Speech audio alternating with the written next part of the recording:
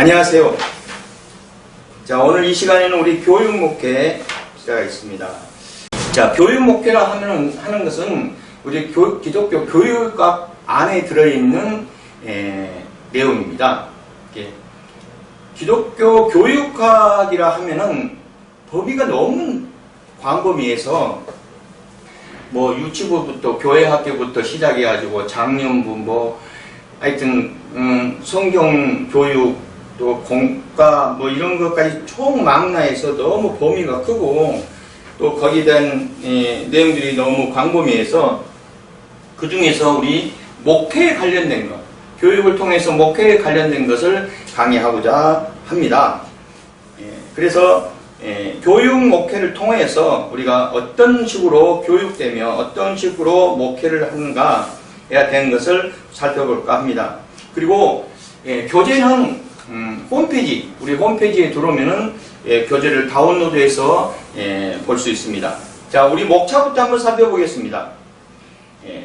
처음에 서론, 그리고 그 다음에 교육 목회에 대한 이해, 이런 걸 다루겠고요. 여기서 우리가 보면은 교육 목회의 필요성, 또 의미, 뭐 이론적인 기초, 이런 것들을 살펴볼까 합니다.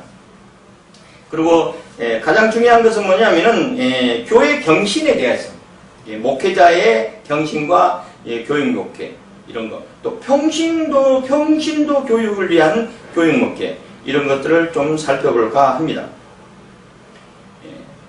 사실은 교회를 운영하는 데 있어서 여러 가지 많은 교육적인 문제가 있습니다.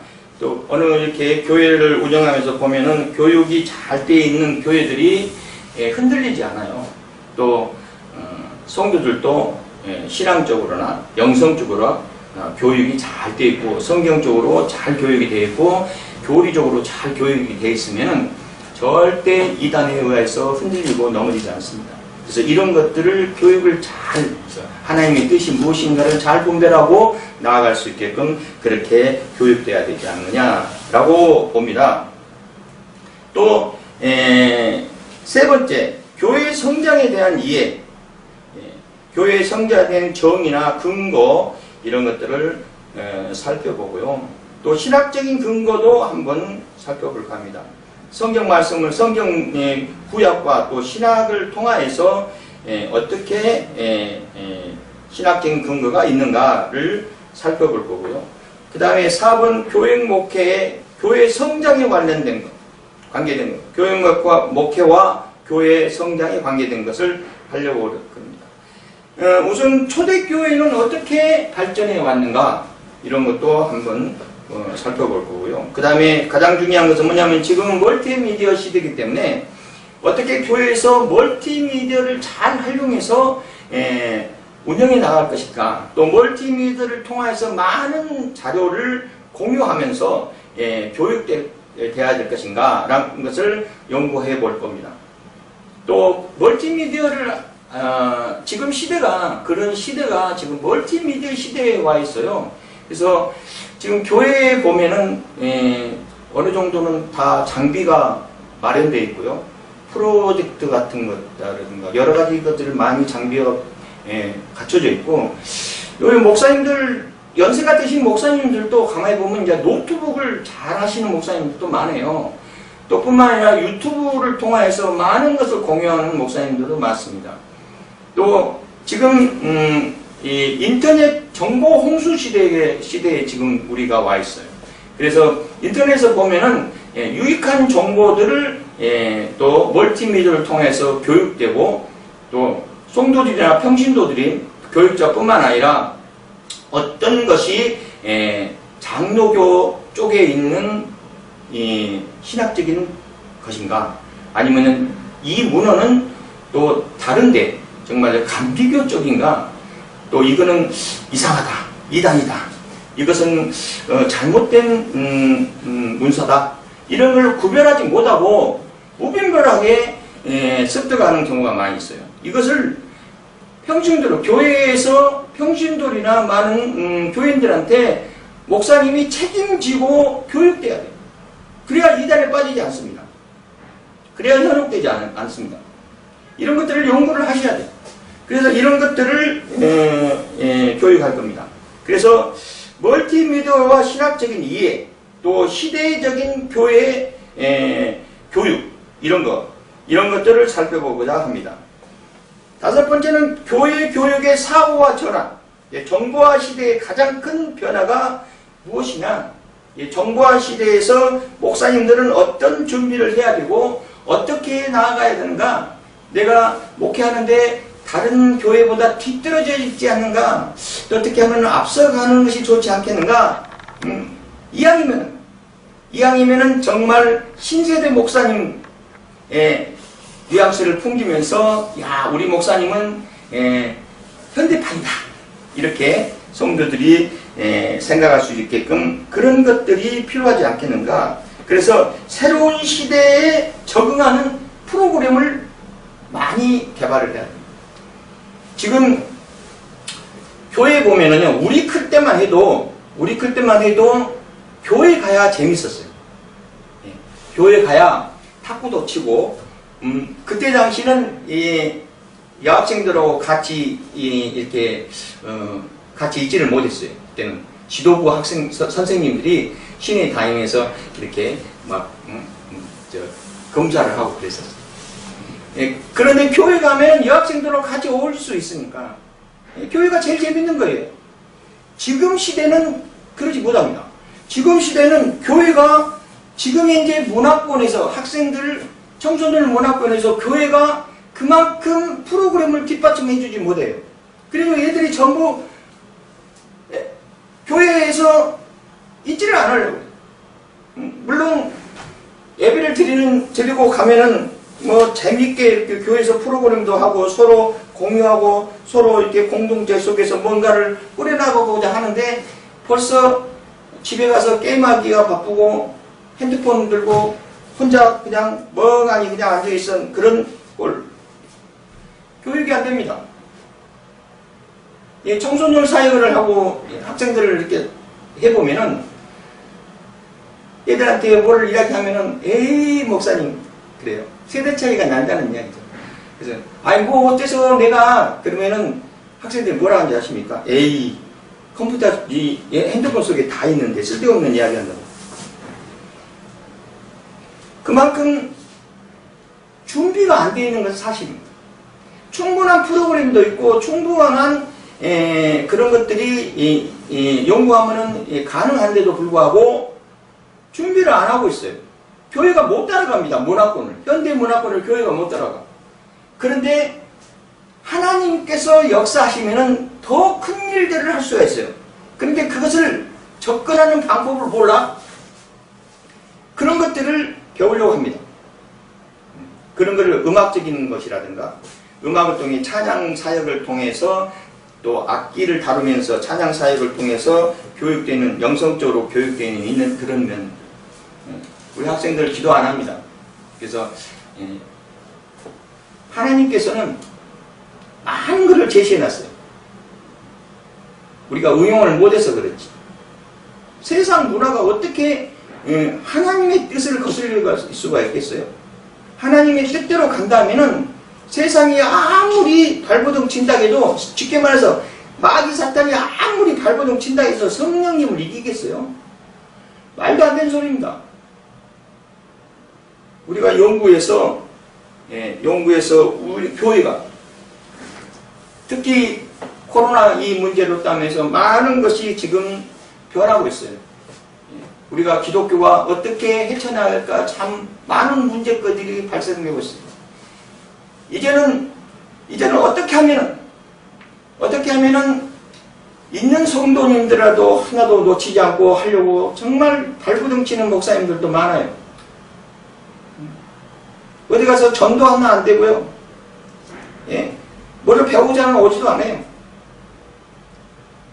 지금 우리가 문화권에서 이게 세상 문화권에서 기독교가 하나님의 뜻에 합당한 모습으로 우리가 무장되고 나가지 않으면 큰일 납니다.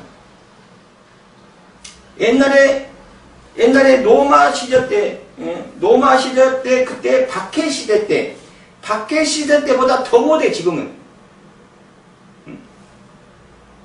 정말 안타깝습니다.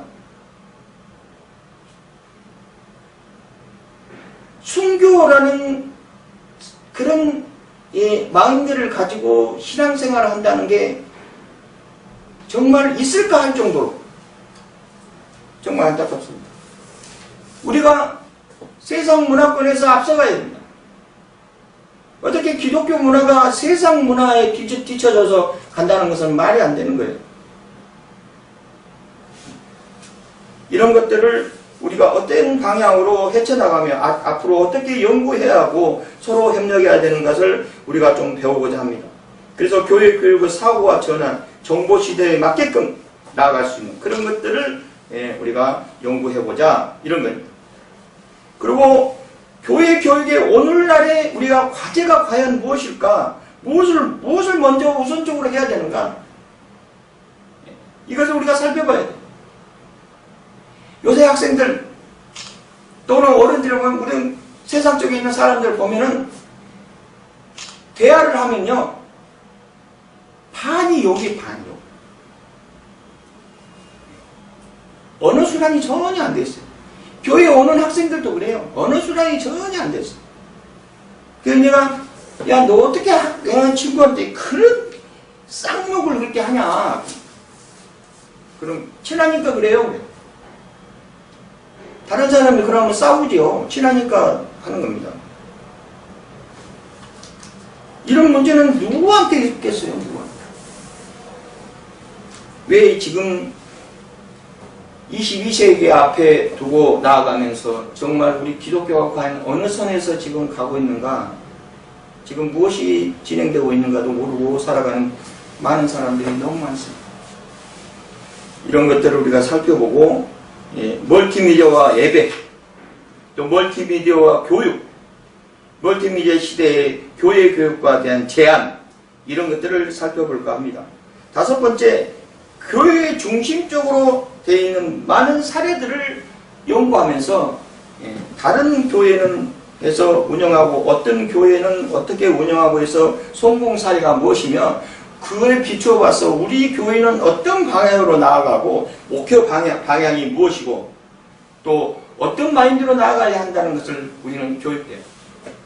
목사님들이 대부분 보면은요 세미나를 갔다 와서 교육 방침이 틀려져 버려요. 1년 처음에 1년 동안 목회 계획을 쫙 세워놓고 1월달은 뭐 2월달은 뭐 3월달은 뭐 가정의 달 뭐 짜고 해가서 1년 때 목회 방향을 쫙 세워놓고 세미나 갔다 와가지고 목회 방향이 엉뚱한 쪽으로 흘러가지고 이상한 거 하셔. 물론 이상하다고 보기에는 어폐가 있겠지만은 그래가지고 성도들이 그냥 헷갈리게끔 또 그러다가 좀 하다가 또 다른 세미나 갔다 와서 또 다른 것도 돼. 그렇게 중구난방적으로 마인드 없이 간다는 것은 좀 문제가 있지 않느냐. 아니 뭐 목사님이 세미나 가서 좋은 걸 배워가지고 성도들 가는 게 좋아요. 그래도 교육적인 면에서 정립이 되어 있는 상태에서 출발돼야 그런 것들도 문제거리가 안 된다. 이렇게 보는 겁니다. 그래서 우리는 제자 훈련에 대해서 신경을 써야 됩니다. 제자 훈련에 대해서. 예수님께서도 제자를 훈련을 잘했기 때문에 복음이 증거돼서 성령의 다락방부터 시작돼가지고 지금의 현대 우리와 와 있습니다. 우리도 예수 믿는 자로서 나의 믿던 내 자녀부터 제자 훈련으로 성경적으로 교육이 잘 되고 영성적으로 교육이 잘 되어서 믿음 생활을 잘 할 수 있게끔 교육돼야 돼요. 제자 훈련의 정의를 살펴보면서 어떤 것이 우선인가를 잘 살펴봐야 돼요. 그리고 지금이야 뭐 전도가 안 된다는 이야기가 많이 합니다. 뭐 사회 구조가 그렇게 돼 있어요. 뭐 코로나 이후의 세상과 코로나 이전의 세상을 나눠져야 된다 이렇게 보고 있어요. 이제 교회가 설득력이 없다 이렇게 보고 있어요. 옛날 박해 시대보다 더 심하다 이렇게 이야기해요. 어디 가서 목사라고 한마디, 목사라고 어디 가서 닉네임도 못 꺼낸다. 왜? 욕먹을까봐 그런다. 이런 자신감 없는 모습으로 어떻게 목회 생활하고 하나님의 사도로서의 역할을 감당하겠어요? 하나님의 복음에 증거된 자의 모습이겠어요, 그게? 우리 선배 목사님 몇 분이 식당에 나와서 식사를 하는데 그 옆에 있는 어떤 분들도 같이 식사를 하고 있는데 그 사람들이 여기 있는 여기서 식사하는 목사님들은 목사님인지 아는 거지, 그 사람들이. 그래서 그 사람들이 뭐라고 이야기하냐면 목사들이 이날을 다 망쳐놨다고 그렇게 하더랍니다. 그래서 식사 기도도 못하고 그냥 음식만 먹고 나왔대.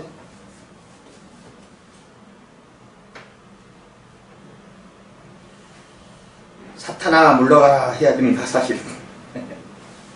하여튼 그러든 어쩌든 간에 우리 연구해야 돼요. 잘 헤쳐나가야 돼요. 이 시대가 더 위험한 시대입니다. 왜 위험한 시대라고 그렇게 이야기를 하냐면은 많은 신학자나 많은 학자들이나 많은 목사님이나 많은 인류학자들이 볼 때 마지막 때라고 그러고 있어요. 마지막 때라고 그래요. 많은 기근을 볼 때. 우리 믿는 사람들이 생각할 때, 또 신학자나 목사님들이 생각할 때 이 시대는 마지막 때라고 그래요. 왜 마지막 때라고 하신지 아십니까? 주님 오실 날이 얼마 안 남았다 이 말입니다. 주님 오실 날이 얼마 안 남았다는 것입니다. 그러면은 주님 오실 날이 얼마 안 남았으면은 우리 주님 오실 때 들림 받아야 될 거 아니에요. 낙오되면 안 되잖아요. 우리 식구들부터, 성도들부터, 우리 교인들부터, 세상 사람들부터 전부 주님 오실 때 낙오되지 않고 들림 받아야 돼. 그래야 될 거 아니에요. 그러려면 어떻게 해야 돼요? 낙오되지 않게끔 교육돼야 돼요. 성경적으로 교육돼야 되고, 영성적으로 교육돼야 되고, 기독교적으로도 교육돼야 되고, 양심적으로 교육돼야 되고, 윤리적으로도 교육돼야 되고, 교육돼야 돼요. 교육되지 않고 아무것도 머리에 담아지지 않는 상태에서 어떻게 준비할 수 있겠어요? 이런 것들을 우리는 앞으로 배워나가면서 헤쳐나가야 됩니다. 하나님의 뜻이 무엇인지 분별해야 됩니다. 또 목차 6번의 종교개혁의 교육, 종교개혁의 의미, 왜 종교개혁이 일어났을까? 무엇 때문에 종교개혁이 일어났으며 기독교가 천주교하고 개신교하고 나눠져 버렸는가? 이런 것들을 살펴보면서 우리는 개신교 쪽에 들어가는 거죠. 천주교가 아닙니까? 기독교는 원래 창조 전부터 있었어요. 나중에 교부들이 타락해가지고 야 이거 안 되겠다. 이렇게 가면은 하나님의 뜻이 아니다. 이렇게 루터를 통하여서 종교개혁이 일어났습니다. 그래가지고 새롭게 가자. 개신하자. 그래서 개신교라고 불러요. 뭐 천주교 성장이 당한 사람들이 야 너네들은 우리의 작은 집이다. 절대 아닙니다. 우리는 원래부터 있었어요. 기독교는. 처음부터 있었습니다. 태초의 말씀이 개신이라 그랬어요. 지네들이 타락한 거예요. 지네들이 면죄부 팔고 타락한 거죠. 면죄부를 왜 팔았는지 아십니까? 그때 당시에 교황에 관련된 것들은 왕보다 위권이 있었어요. 왕이 승계를 받으면 교황 앞에서 무릎을 꿇고 승인을 받아요. 그런데 정치적으로 서로 견주다 보니까 나라의 귀족들은 땅덩어리도 많고 부자고 돈도 많으니까 정치 자금이 많아서 정치가 활발하게 되는데 교황 쪽에는 교부들은 그 왕처럼 귀족처럼 그렇게 돈이 없으니까 정치적 자금이 부족해갖고 맨날 끌려다가는 꼴이 되는. 그래서 안 되겠다. 우리도 돈을 모아서 정말 일꾼들을 모아가지고 왕 위에 선에서 군림하는 모습으로 나아가자 해가지고 면죄부를 팔기 시작했어요. 어떤 사태까지 간지 아십니까? 문헌에 살펴보면은 면죄부를 먼저 사. 그러고 난 다음에 친구를 살해하고 친구의 재산을 탐하고 친구의 철을 범하고 그래서 면죄부 샀으니까 제가 면죄대라고 면죄부 샀으니까 제가 아니다. 그 정도로 타락해갖고 갔어요. 루터가 생각할 때 그때 당시에 큰일 난 거죠. 우리는 1대1로 하나님과 응답돼야 되고 1대1로 하나님께 반사돼야 돼요. 믿음은 거울입니다. 하나님께 비친 우리는 100% 반사돼야 돼요. 나중에 거울의 속성이 나중에 반사돼야 돼. 이런 거 없습니다. 비치면 비친 대로 바로 반사되는 것이 거울이에요. 거울이 흐리멍텅해가지고 100% 비치는데 50%, 20% 이렇게 반사 못한다는 그런 믿음이 약한 거예요. 하나님께서 나에게 영광과 은혜로 비추면 나는 100% 응답돼야 돼요. 루터가 그때 생각할 때 큰일 난 거죠. 그래서 이러면 안 된다 너네들.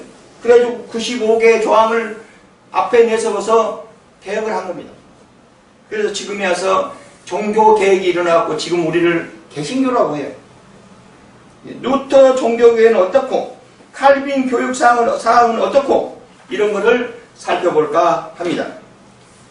자, 우선적으로 서론으로 들어가서 오늘 본교재 서론으로 들어가서 보겠습니다. 오늘날 한국교회의 상황을 일반적으로 4만여 교회 이 자료는요 90년도 후반에 있는 자료예요. 2000년 전에 있는 자료는 한 10년 전에 있는 자료입니다. 그렇기 때문에 지금은 더 많을 수도 있고 오히려 더 적을 수도 있어요. 그냥 보편적으로 그랬다는 겁니다. 이때 연구했던 내용들을 보는 겁니다. 그래서 그때 당시에 봤을 때 44만여 교회, 지금은 더 많을 수도 있어요. 지금 성도들 우리나라만 봐서 1200만 성도, 그때 당시에는 5천만이라고 그랬어요. 5천만. 우리나라 국민 1200이면 벌써 5분의 1이 넘습니다. 지금은 5분의 2 정도. 몰라. 코로나 이후로 때문에 많이 다른 쪽으로 개종하는 성도들이 있어가지고 어떻게 된가 모르겠지만 하여튼 자고한 그랬습니다. 어디를 가나 교회는 곳곳에 서 있고 또한 기독교 교인들을 만나게 됩니다. 그렇죠. 우리 주변에 살다 보면은 한 명 건너서 한 명은 전부 다 교회 다닌다고 그래. 기독교인이에요. 그러나 교회가 많은 만큼 호평을 듣기는 어렵고 기독교인들의 증가한 만큼 사회에 대한 영향력도 찾아보기가 어려울 정도로 되어 있습니다. 우리 개신교가 원래 그렇게 많이 쪼개지지 있지 않았어요. 원래 처음부터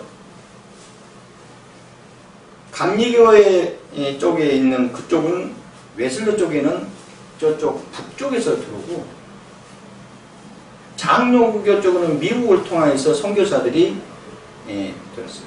그때 당시만 해도 선교사님들이 지금 뭐 우리나라 복음이 증거된 120년이 넘었어요. 그렇게 어렵다. 오히려 교회를 향한 지탄과 차가운 눈초리만 더해가고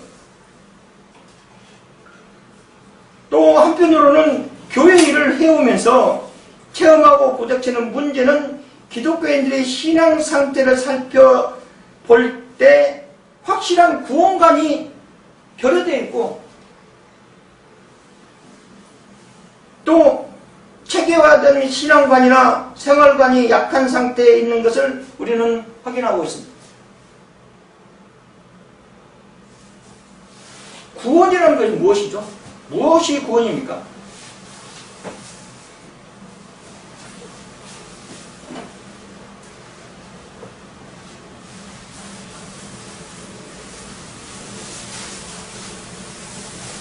구원이라는 것은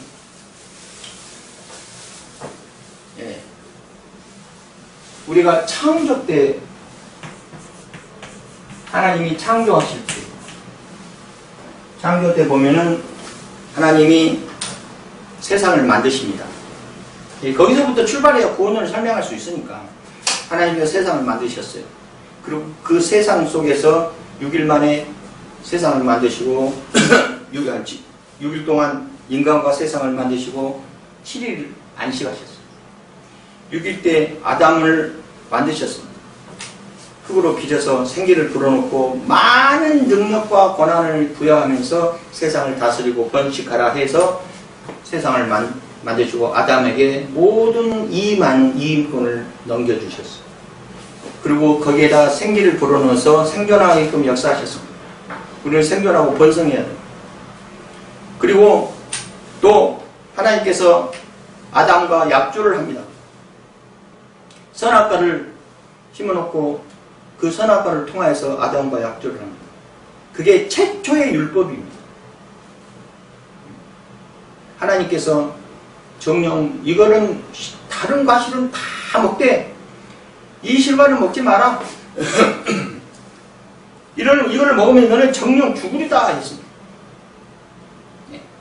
그때 하나님께서 육을 창조하시고 아담의 사람을 육을 창조하시고 거기에 생기를 불어넣어서 영까지 창조했어요. 근데 영육이에요.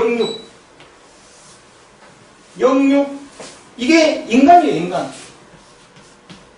그리고 이것이 나의 자신입니다. 나의 자신. 나의 사실 나입니다. 나. 예. 하나님께서 나를 창조하셨죠. 그래서 육과 영을 창조하시고 자연스럽게 세상을 살아갈 수 있게끔 역사하셨어요. 근데 아담이 하나님과 약조한 것을 어기고 선악과를 먹어버렸어요.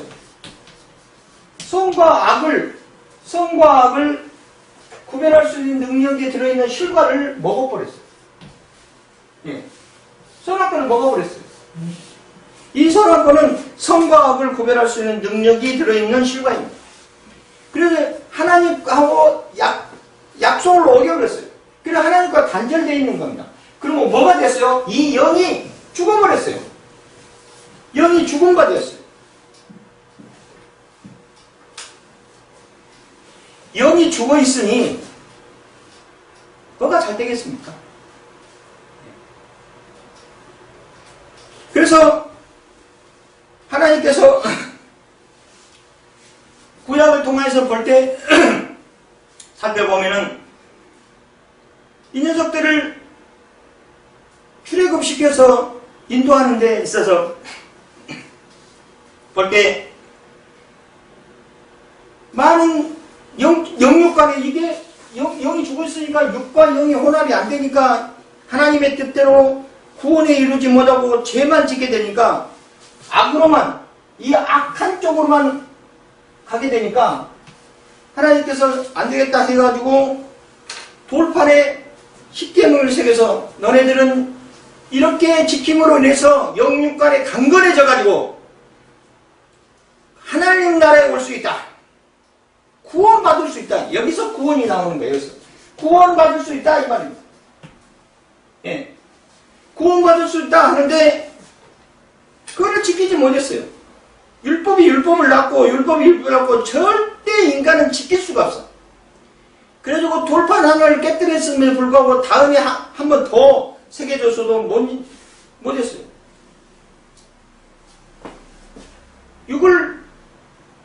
육적으로만 가. 영이 죽어있기 때문에. 육적으로 사단한테 끌려가는 꼴이죠. 응? 악한테 끌려가는 꼴이 돼. 구원을 이루지 못하고. 그래서 하나님께서 야 도저히 안 되겠다. 내가 직접 가서 이 문제를 해결해야 되겠다. 라고 성령으로 잉태했어요. 성령으로 육신을 입으신 겁니다. 하나님께서. 예수의 이름으로. 그래서 예수님께서 이 땅에 오신 거예요. 세상을 사랑하사 독생자를 이 땅에 보내주셔서 선악과를 먹은 우리가 원죄에 속해 있는 우리가 악으로만 행하고 영적이게 죽어있는 우리를 다시 회복하고자 영적으로 회복하고자 영성적으로 회복하고자 쉽게 말해서 구원을 이루고자 예수님께서 이 땅에 오셔서 십자가의 사건을 치르는 거예요. 그래서 십자가의 사건을 치르고 3일 만에 부활해서 우리도 예수 그리스도를 믿으면 우리도 소생할 수 있다. 영생할 수 있다. 죽지 않는다. 이겁니다. 예수 그리스도를 믿으면 우리도 언제가 해결되고 영적으로 살아간다. 이겁니다. 영생한다. 이거예요. 영생할 수 있다. 예수 그리스도를 믿고 구원을 얻으면 우리는 뭐요? 영생할 수 있다. 영생. 영원토록 생존할 수 있다는 거예요. 그래서 영원토록 생존할 수 있는 절대 사당 예수님께서는 십자가의 사건으로 사단과 대적 속에서 승리하셨어요. 세상을 이기셨어요. 사단의 마지막 술수는 모든 것을 소멸하는 겁니다. 모든 것을 죽이는 거예요. 그러나 예수님께서는 다시 살아나셨어요. 어느 인류의 어느 사람이 죽었다가 살아난 사람은 한 명도 없습니다. 그러나 예수님께는 사단의 마지막 카드를 죽음이라는 핸디캡을 극복하셨어요. 그래서 우리도 예수 믿으면 안 죽는다는 겁니다. 영생할 수 있다, 생존할 수 있다는 겁니다. 절대 안 죽는다. 특히 마귀 사탄의 대적 속에서 예수 그리스도의 이름으로 물리치면 우리는 승리할 수 있다는 것입니다. 이게 구원입니다. 그래서 이제는 예수 믿음으로 인하여서 이제는 어떻게 돼요? 선은 하나님께 영광이고 악은 예수 그리스도 이름으로 다스려야 돼. 예수 그리스도 이름으로 다스려야 돼. 그래서 이제는 예수 믿었으니까 선한 모습은 하나님께 영광이고, 왜? 어차피 선악과를 먹은 분별을 가질 수 있는, 분별력을 가질 수밖에 없는 선악과를 먹어 있는 상태지만 이거를 다시 원점으로 돌아갈 수는 없죠. 그래서 어차피 마음에 들고 안 들고 하는 것이 있어도 우리는 마음에 드는 쪽으로, 긍정적으로, 물음표가 없이 느낌표 쪽으로 가야 돼요. 긍정적으로 가서 이제는 하나님의 뜻을 안다는 이야기예요. 예수 그리스도 믿음으로. 그래서 이제는 구원받은 자이기 때문에 선한 것은 하나님께 영광이고 악은 예수 그리스도 이름으로 물러가라 해야 된다 이 말입니다.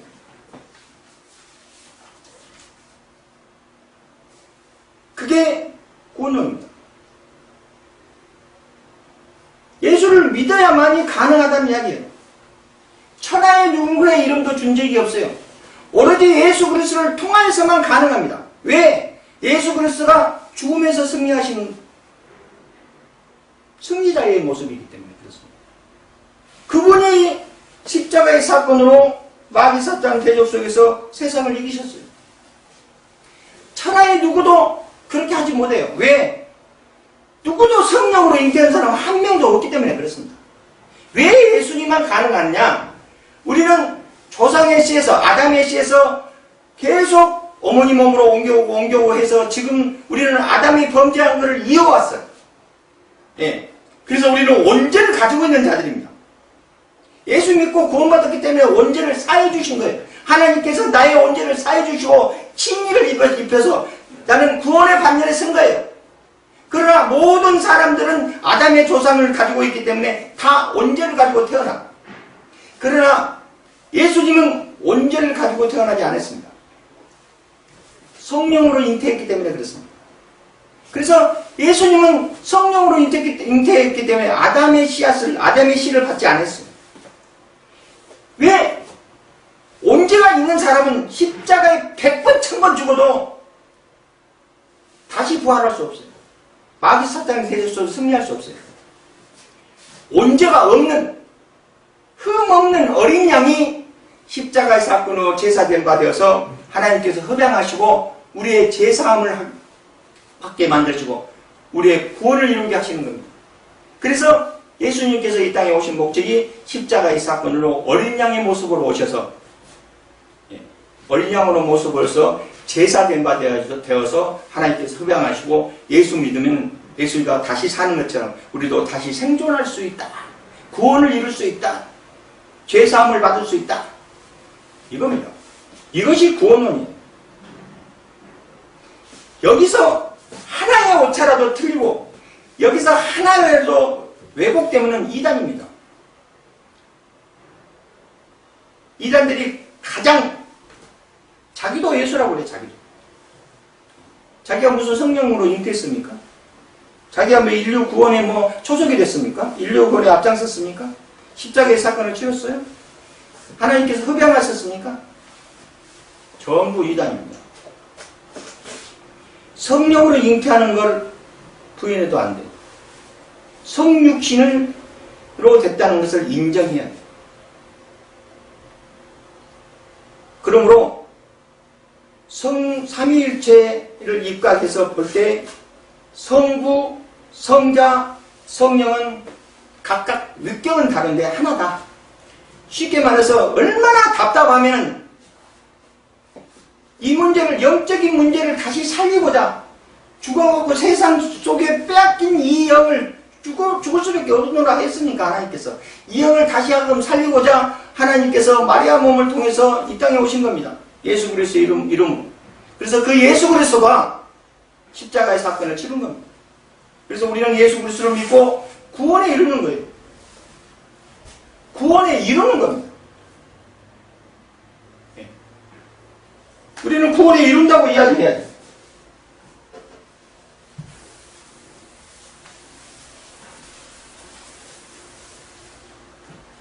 우리는 구원에 이룬다고 이야기해요.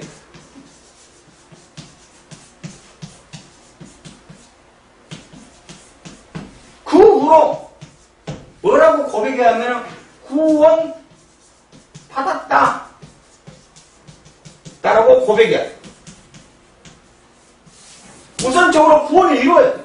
그러고 난 다음에 구원받았다고 고백해야 돼요. 지 맘대로 구원받는 것이 아닙니다. 구원에 이루게끔 성경 속에서 구원에 이루게끔 많은 것을 제시했어요. 우리는 구원에 이루게끔 많은 것을 성경 속에 제시했어요. 성경이 쭉 살펴보면은 모세가 홍해를 가른 그 사건도 지금 내가 그거를 믿고 홍해가 갈랐던 그 사실들을 믿고 지금 내가 구원에 이룰 수 있게끔 그 사건을 치루셨어요. 따지고 보면은 나 때문에 그런 거나 마찬가지입니다. 예수님이 십자가에 피 흘리는 것도 나 때문에 나 하나를 구원하기 위해서 예수님께서 십자가에서 피 흘리시고 구원의 반석에 서게끔 인도하셨습니다. 삭개오가 돌 맞아 순교할 때도 그 순교의 모습을 내가 지금의 성경 보고 깨달아서 구원에 이루게끔 하려고 역사하신 거예요. 어떻게 보면 나 때문에 그런 것 같아. 물론 다른 분들도 그렇게 읽으면 다른 분도 달기 때문에 그렇게 은혜를 받아야 돼요. 성경을 읽으면 그렇게 은혜를 받아야 돼요. 옛날 사건이 아닙니다. 나 하나 깨닫기 위해서, 나 하나 구원의 받는 위해서, 나를 깨닫게 하기 위해서 하나님께서 지금 내 눈에 성경을 보게 만들었고 은혜 받고 깨닫게 하시는 겁니다. 그러고 난 다음에 구원받았다 이렇게 고백해야 돼요. 구원에 이루게끔 많은 걸 제시해놨음에도 불구하고 구원에 이루지 못하고 아직도 헤매는 사람이 술주로 복잡합니다. 그런 사람들은 뭐라고 해요? 믿음이 없는 자라고 이야기해요. 우리는 예수 믿었기 때문에 이미 구원에 이루었고 이제는 내가 구원받았다라고 고백할 수 있는 그런 믿음의 자세가 필요합니다. 이게 가장 중요합니다. 이게 바로 구원론이에요. 그러면은 구원론이라는 단어가 나와서 구원론에 대해서 설명하고 있는 겁니다. 아주 쉽게 설명하는 거예요, 지금. 그러면 구원을 받을 수 있는 것은 예수 믿은 것이 구원받은 것이기 때문에 예수를 믿어야 되지만 반드시 구원을 받지 못한 자들도 있어요. 구원을 받지 못한 자. 세 가지가 있어요. 절대 구원을 받을 수 없는 자. 하나는 믿음이 없는 자. 믿음이 없는 자는 구원이 없습니다. 믿지 않는데 무슨 구원이 있겠어요? 믿지 않는데 구원이 없어요. 믿어야 구원이 있는 거지. 누구를 믿어요? 누구를 믿어야 돼요? 예수, 천하에 누구 이름도 준지 없어요. 예수 그리스도를 믿어야 돼요. 예. 예수만 달랑 뜯어서 예수만 믿는다 하지 말고 그리스도까지 붙여야 돼, 이왕이면. 그리스도는 구원자라는 뜻이에요. 예수가 구원자라는 의미입니다. 예수라는 이름이 쫙 중동에 가면 많이 있대. 그런데 그리스도라고 하진 않아. 예수 그리스도를 믿는 자만이 구원을 받습니다. 다른 걸 믿으면 구원이 절대 없어요. 다른 종교는 유넷을 찾고 어쩌고 하지만은 우리는 그러지 않습니다. 우리는 하나님 나라를 가는 거예요. 구원받고 천국 가는 거예요. 두 번째로 성령 회방죄.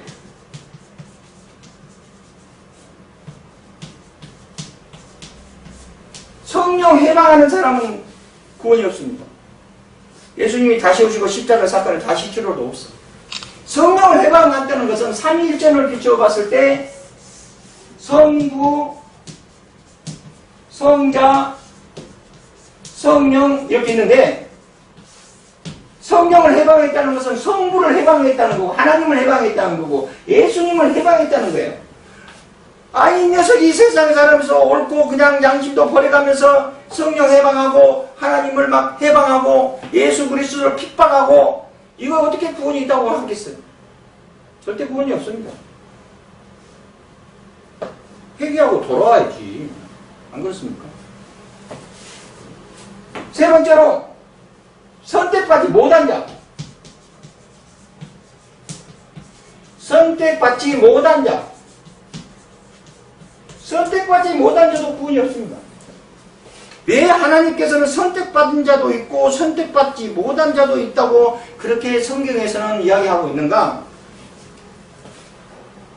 세상의 인류가 노아 홍수 이후로 많은 자가 타락했어요.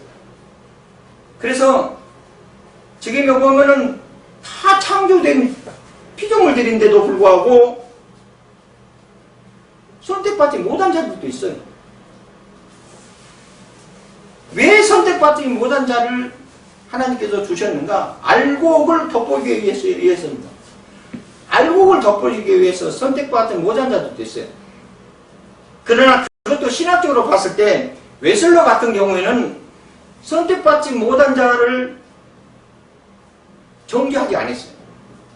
그들도 회개하고 돌아오면은 예수 믿고 돌아오면은 구원받는다 이렇게 봤는데 칼빈은 절대 안 돌아온다. 근데 지금에 와서 보면은요 절대 안 돌아오기는 그냥 더 핍박을 해. 우리 친구 하나도 어머님이 권사님입니다. 큰 게 저기 관악구에 있는 그쪽에 사시는데 거기 큰 교회 권사님 우리 저하고 친구예요. 학교도 같이 나왔고 친구인데 그 녀석은 제가 음악을 했어요. 음악 친구입니다. 근데 이 녀석은 만나면은 그래요. 만나면은 야 너 예수 믿고 구원받고 천국 가야지. 그래야 나하고 나중에 만날 수도 있잖아. 그래서 지는 다 안다는 겁니다. 뭘 아냐면은 예수님이 이 땅에 오시는 목적도 알고 인류 구원에 있어서 목적도 알고 십자가 사건을 왜 치른 것도 알고 하나님께서 왜 독생자 예수를 이 땅에 보내신 것도 알고 내가 다 안다 이거예요. 아는데 교회를 안 나가. 그리고 성경 말씀도 가만히 보면 나보다 더 많이 알아. 응? 제가 어머님이 권사님이시니까. 응? 근데 이 녀석은 선택받지 못한 자 같아. 아무리 생각해도. 왜 그런지 아십니까? 이 녀석은 영접을 안 해. 지식적으로만 했지. 영접을 안 합니다. 영접을 안 하면서 예수는 하나의 성자로만 보는 거예요. 구원자로 보지 않아요. 불교의 석가모니도 성자고 예수도 성자고 마음이도 성자로 보는 게 영접을 안 합니다. 아무리 이야기해도 안 통해서. 그리고 전화도 자주 안 와요. 야, 너 나한테 왜 전화를 안 하냐? 이거 니한테 목사님이라 하기 싫어서. 그래서 목사님이라고 붙여야 되냐? 이름만 불러도 괜찮으니까 전화 좀 해. 목사님이라 부르기 싫어서 저는 아는 놈이거든요. 나를 엄청 친합니다. 집에 자주 놀러 오기도 합니다. 집에 놀러 오면 내가 그냥 귀가 따갑게 그냥 예수 믿고 구원받아야 되고 너 지옥 가면 큰일 난다고 그래도 영접을 안 해요. 지식적으로는 알고 있지만 영접을 안 해요. 어떻게 하겠어요? 그때 당시에 칼빈이 그때 18세기 그때 봤을 때 그때는 이단들이 왕성할 때예요. 그때 봤을 때 야, 저 사람들은 예수가 다시 와도 구원이 없겠다. 그렇게 본 거예요. 예술로는 만민 구원설을 조금 강조하면서 어떻게 하나님께서 선택받지 못한 자를 돕겠느냐. 그들도 전도대하고 예수 믿으면 구원받을 수 있다. 이렇게 보는 것이 조금 틀립니다. 이렇게 이런 것들을 자세히 단어 하나하나를 자세히 성도들한테 교육돼야 돼요. 왜 구원을 받고 예수님이 왜 구원자이시며 왜 우리는 이렇게 가야 되고 하나님의 뜻이 무엇인가를 가야 돼서 체계적인 신앙관, 체계적인 신앙 생활, 체계적인 하나님의 뜻이 무엇이며 영적 분배들을 잘 활용해서 이제는 예수 믿으니까 이제는 안다 이거지. 이제는 하나님의 뜻이 무엇이고 하나님의 뜻이 아니다는 걸 알기 때문에 그렇게 믿음 생활을 하였고 이제는 선한 것은 하나님께 영광이고 악은 예수 그리스도의 이름으로 다스리는 그렇게 마인드가 되게끔 그런 믿음 생활을 할 수 있게끔 우리는 교육시켜야 되고 교육돼야 되고 교육받아야 됩니다. 이것이 가장 중요합니다. 조금 밑에 조금 더 읽고 마치겠습니다. 92년도에 교회에서 등록한 교인 중에서 20명에게 신앙 상태를 물어봤답니다. 그래서 구원관에 대해서 물어봤더니 누구를 그리고 무엇을 믿느냐? 또 제사함의 확신이 있느냐? 이렇게 질문했더니 영생에 대해서 다음 시간에 영생에 대해서 또 설명을 드리겠습니다. 영생에 대해서 불확실한 사람이 10명이나 되고 그 다음에 확신을 가진 사람 4명 20명에게 물어보면 20명 대답을 온 사람이 6명 전도 나가서 기독교인이라고 하는 사람을 만나서 복음에 대해서 확인해 보면은 우물쭈물을 하면서 전도도 못하고 이만큼도 이야기 못하는 사람이 대부분이고 이런 신앙 상태를 볼 때 구원관 또는 교회를 다니는 목적 체계화되고 구체적인 신앙관 등이 미흡하거나 정립이 안 되어서 있던 것을 우리는 찾아볼 수 있다. 다음 시간에는 이런 문제를 좀 바라볼까 합니다. 수고하셨습니다.